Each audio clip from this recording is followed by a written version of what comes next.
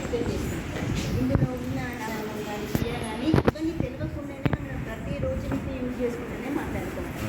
నామవాచకం అంటే స్పెసిఫిక్గా మనుషుల పేరు కానీ జంతువుల పేరు కానీ ఏదైనా నామవాచకానికి బదులుగా వాడేది సర్వనామం. మనం చేసే పనులని చేసే క్రియ, నడవడం, పరిగెత్తడం అలాంటివి చెప్పేది క్రియ. ఒక దాని గురించి నామవాచకం ఉంటుంది కదా సార్, దాని యొక్క గుణాన్ని తెలిపేది విశేషణం. అదేమంటే వీటికి లింగం కానీ వచనం కానీ విభక్తులు కానీ లేకుండా ఆశించేవాడిని అవ్యయాలు. దీనికోసం మనం ఇలాంటి కార్డ్స్ తీసుకుంటాం సార్. ఇందులో పిల్లలకి ఫస్ట్ నామవాచకం కింద ఏమొస్తాయి, సర్వనామం, క్రియ, విశేషణం కింద ఏమొస్తాయి ఫస్ట్ మనం ఎక్స్ప్లెయిన్ చేస్తాం సార్. ఇవన్నీ ఇట్లా జడ్జ్ చేసి ఇచ్చిన తర్వాత దాని కింద ఏమేమి వస్తాయి ఇట్లా మనం పెట్టమని చెప్పాలి.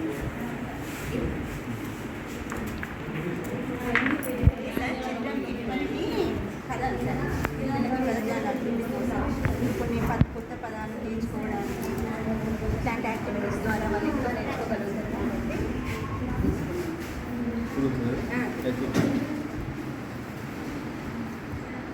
పిలుపు, మలుపు, తబల, కాపు, కలుపు, బాబు,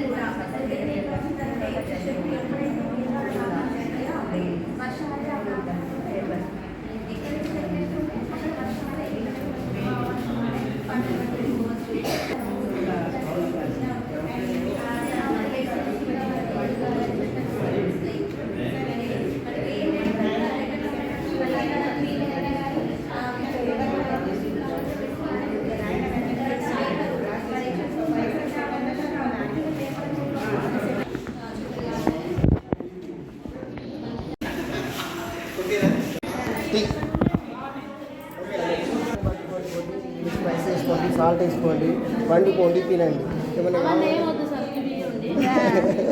ఆ గుడ్డు బాగుతుందేమో సార్, అది ఉడకబెట్టి తెచ్చిన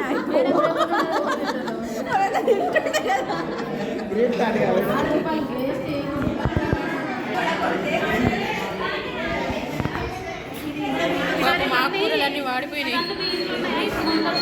అన్నీ పట్టుకొచ్చినాడు. ఇంట్లో ఏంటి అంటే కింది వరుస అన్ని ఇంట్లో ఏంటి రైస్ ఇవన్నీ కూడా ఇచ్చినారు. అంటే కింద ఇచ్చిరా వాళ్ళు అట్లా తీసుకొచ్చాడు.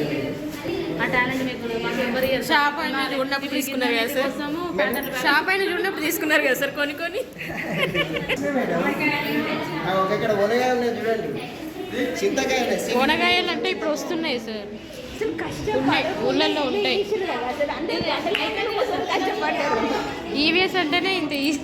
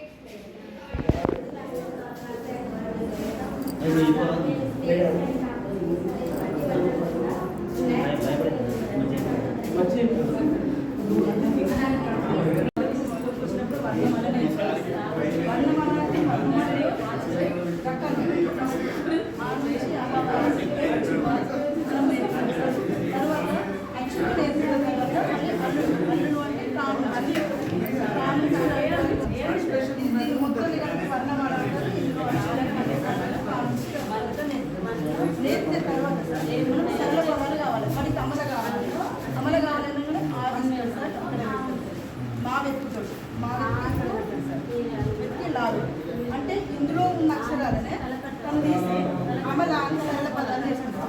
వర్ణమాల నేర్చుకొని వర్ణమాలలో కూడా సరళ పదాలు నేర్చుకుంటాం. సరళ పదాలు వచ్చిన గుణిత నేర్చుకోవాలంటే ఫస్ట్ తలకట్టు తిరగాలి. తలకట్టు అంటే దాని సౌండ్ ఎలా వస్తుంది? ఆ.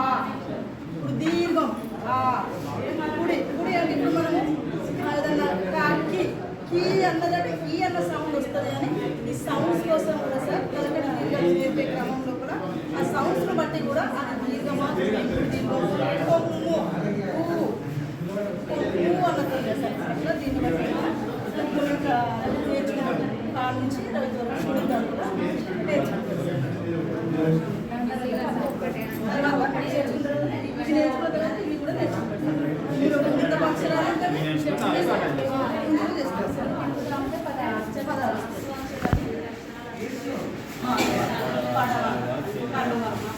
ఇట్లు వదరు